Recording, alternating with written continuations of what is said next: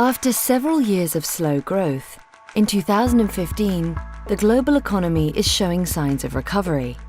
Growth over the next 5 years is expected to outpace what the world has seen since the financial crisis.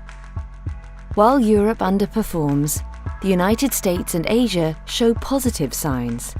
And in Africa, strong growth has continued. For instance, despite the downturn in commodity prices, recent IMF figures forecast that Kenya's growth should pick up, and even oil-reliant Nigeria should still grow 10% by 2016. Globally, nominal GDP should increase by more than $30 trillion before the end of this decade. In spite of worries about technological stagnation, advances in many fields are accelerating. Patent applications have nearly tripled in the last 20 years. But will economic growth translate into investment returns? Over the long term, GDP growth and stock market performance show limited correlation, and the returns can be highly volatile. Stock markets have rallied, and many exchanges are floating around all-time highs. But are things too frothy? That depends on the metrics applied. American corporate profits are near record highs as a share of GDP, and the price-earnings ratio is still within historic norms. But implied discount rates are decidedly low, suggesting either persistent optimism or a lack of better options. In the UK, the FTSE is above 7,000, near record highs. But is this a bubble? From 1900 to 2014, UK equities have returned an annual 5.3% after inflation.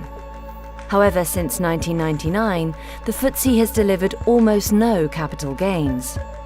After including reinvested dividends, this rises to 3.4%.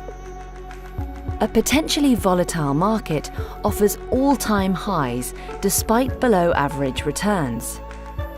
Crucially, while year-to-year stock market performance is driven by capital appreciation, long-run returns are heavily influenced by reinvested dividends.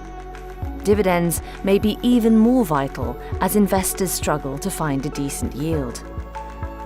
Bonds continue to offer meager returns, as the world has experienced years of loose monetary policy. But while the returns are limited, the risks are not, and the direction of the world's most important central banks is set to bifurcate further throughout the year.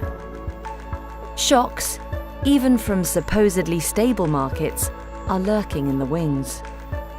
A range of major markets have entered deflation.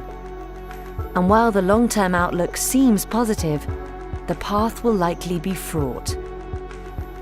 Although history can serve as a guide, the unprecedented occurs with surprising regularity, turning expectations on their head.